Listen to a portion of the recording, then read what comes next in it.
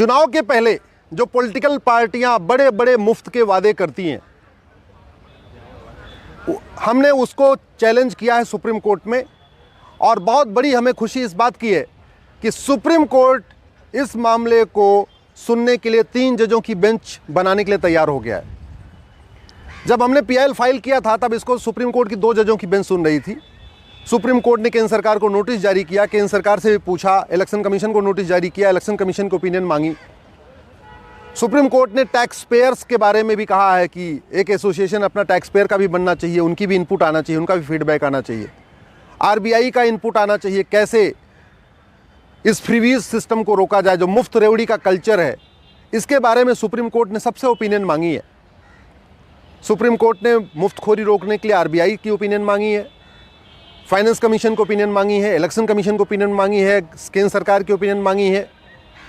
इसके अलावा supreme court का कहना है कि टैक्स पेयर का भी अपना एक एसोसिएशन होना चाहिए, चूँकि ये पूरा देश करदाताओं के पैसे से चलता है। तो टैक्स पेयर का पैसा कैसे यूज होना चाहिए, कहाँ रोकना चाहिए, क्या टैक्स पेयर का पैसा मुफ्तखोरी में खर्च करना चाहिए, रेवड़ी बांटने में खर्च करना चाहिए, इसलिए टैक्स पेयर्स की भी ओपिनियन आनी चाहिए। क्वेश्चन ऑफ लॉ फ्रेम हो चुका है, मामला 3 जजों की बेंच को रेफर हो गया है, लेकिन 3 जजों की बेंच बनी नहीं थी। 3 जजों की बेंच को ये मामला पिछले साल अगस्त में ही चला गया था, लेकिन उसके बाद सुनवाई नहीं हो पाई थी, बेंच नहीं बनी। आज मैंने सुप्रीम कोर्ट चीफ जस्टिस साहब से रिक्वेस्ट किया है कि मामला बहुत ही महत्वपूर्ण है, कृपया आप 3 जजों की बेंच बनाइए। और चीफ जस्टिस ऑफ इंडिया ने बोला हम इस पर 3 जजों की बेंच बनाएंगे, इस पर सुनवाई करेंगे। मैंने अपने पीआईएल में यही कहा है कि 70 लाख करोड़ रुपए का कर्जा तो राज्यों के ऊपर है, राज्यों के ऊपर 70 लाख करोड़ का कर्जा है। कोई ऐसी राज्य सरकार नहीं है भारत में जो कर्जे में नहीं है। इवन सबसे ज़्यादा ढोल पीटने वाली दिल्ली की सरकार, केजरीवाल की सरकार, ये भी 55,000 करोड़ के कर्जे में है। 55,000 करोड़ का कर्जा तो दिल्ली के ऊपर है, 3 लाख करोड़ का कर्जा पंजाब के ऊपर है, बिहार के ऊपर भी 3 लाख करोड़ का कर्जा है, लगभग 3 लाख करोड़ का कर्जा केरल के ऊपर है, उत्तर प्रदेश में 6 लाख करोड़ का कर्जा है। तो भारत की ऐसी कोई सरकार नहीं है जिसके ऊपर 50,000 करोड़ या 1 लाख करोड़ या 2 लाख करोड़ 3 लाख करोड़ का कर्जा नहीं है। टोटल कर्जा 70 लाख करोड़ का हो गया है राज्यों के ऊपर। लगभग 80 लाख करोड़ का कर्जा केंद्र के ऊपर है। तो अगर पूरा देखें तो भारत इस समय 150 लाख करोड़ के कर्जे में है, 150 लाख करोड़ के कर्जे में। ये जितना डेवलपमेंट हो रहा है ये सब कुछ अपने पैसे से नहीं हो रहा है, उधारी ले लेके हो रहा है। राज्य सरकार केंद्र सरकार से उधारी लेती है, केंद्र सरकार वर्ल्ड बैंक से उधारी लेती है, केंद्र सरकार फला से उधारी लेती है, अलग अलग उधारी लेके काम चल रहा है। तो मैंने सुप्रीम कोर्ट से ही निवेदन किया कि अगर अपने पास पैसा ना हो, उधारी लिया जाए, तो उधारी लेके कभी हलवा पूड़ी नहीं खाते, उधारी करके तो सिंपल रोटी चावल दाल रोटी सब्जी खाया जाता है। लेकिन चुनाव जीतने के लिए पॉलिटिकल पार्टियां उधारी भी कर रही हैं, उधार लेती चली जा रही हैं, और लेते लेते लाखों करोड़ का 70 लाख करोड़ राज्यों के ऊपर कर्जा हो गया। इसके बावजूद जब भी कोई चुनाव आता है तब फिर से शुरू हो जाएगा, हम स्मार्टफोन देंगे, कोई कहता हम कलर टीवी देंगे, कोई कह रहा हम वॉशिंग मशीन देंगे, कोई कह रहा हम मंगलसूत्र देंगे, कोई कह रहा कुछ देंगे। फंडामेंटल राइट तो पूरा हो नहीं पा रहा है। कोई भी पॉलिटिकल पार्टी शुद्ध हवा देने का वादा नहीं करती, शुद्ध पानी देने का वादा नहीं करती, शुद्ध जो है अच्छी शिक्षा देने का वादा नहीं करती, अच्छा हॉस्पिटल का वादा नहीं करती, अच्छे स्कूल का वादा नहीं करती। वादा क्या करेंगे? मुफ्त में फला, मुफ्त में फला। अरे भैया पैसे ले लो लेकिन शुद्ध तो दो। शुद्ध हवा, शुद्ध पानी, शुद्ध भोजन दे नहीं पा रहे, शुद्ध सब्जी दे नहीं पा रहे, शुद्ध फल दे नहीं पा रहे हो, और कह रहे नहीं हम तो फ्री में पानी देंगे, फ्री में बिजली देंगे, और फ्री में वॉशिंग मशीन देंगे, और फ्री में मंगलसूत्र देंगे। इस पर रोक लगाना ज़रूरी है।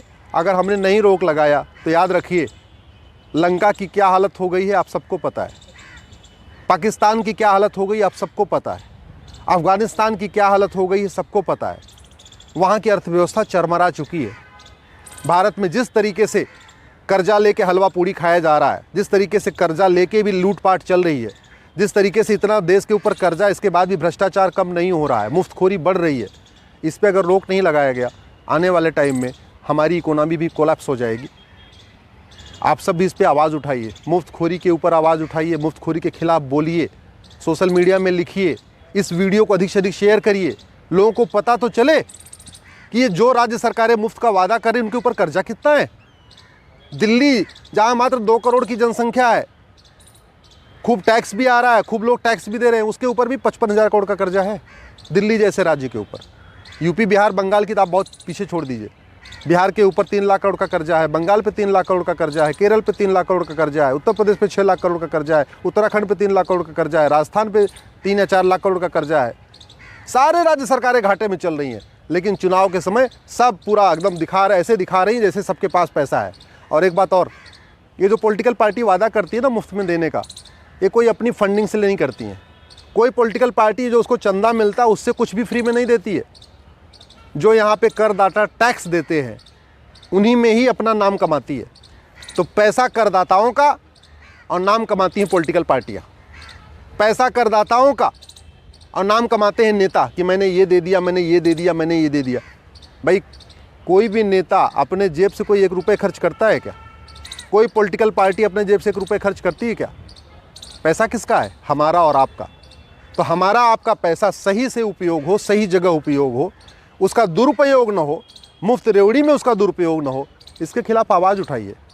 अगर आप ऐसे ही पॉलिटिकल पार्टियों के बारे में सोचते रहेंगे, अगर आप पॉलिटिकल पार्टियों से ऊपर नहीं उठेंगे, दल गुलामी नहीं छोड़ेंगे, राष्ट्र के बारे में नहीं सोचेंगे, तो याद रखिए हमारी आने वाली पीढ़ियों का वही हाल होगा जो आज लंका में हो रहा है, जो पाकिस्तान में हो रहा है, जो बांग्लादेश में हो रहा है, जो अफ़गानिस्तान में हो रहा है। वही हाल हमारे बच्चों का भी होगा। मैं आपसे निवेदन करता हूँ, प्लीज़ दल गुलामी छोड़िए, पॉलिटिकल पार्टियों से ऊपर उठिए, सपाई बसपाई भाजपाई नहीं, सबसे पहले भारतीय बनिए और जो सही है उसको सही बोलिए, जो गलत है उसको गलत बोलिए। अपने अपने सांसदों विधायकों से कहिए ये मुफ्तखोरी बंद करें, मुफ्त रेवड़ी बंद करें। पहली बात, शुद्ध हवा, शुद्ध पानी, शुद्ध क्या बोलते हैं, फल, अच्छा स्कूल, अच्छा हॉस्पिटल, अच्छा सड़क बना के दे दें, अच्छी न्यायिक व्यवस्था बना के दें जिससे मुकदमे का फैसला 1 साल में हो जाए, अच्छा पुलिस सिस्टम बना के दें जिससे क्राइम कंट्रोल हो। तो करप्शन कंट्रोल करने की बात नहीं करते, क्राइम कंट्रोल करने की बात नहीं करते। इलेक्शन के पहले कुछ मुफ्त का वादा करते हैं, जीत जाते हैं। उनको भी पता ये जनता पागल है, जनता इससे कोई लेना देना नहीं। उनको भी पता है कि जनता को भी ये नहीं समझ में नहीं आता कि पैसा उसी का है। तो आप ही के पैसे को बर्बाद किया जा रहा है, आप ही के पैसे से आपको कुछ मुफ्त में दे दिया जाता है, आप खुश हो जाते हैं कि हमको मुफ्त मिला। याद रखिए कुछ भी मुफ्त में नहीं है, सब कुछ आप ही के पैसे से हो रहा है।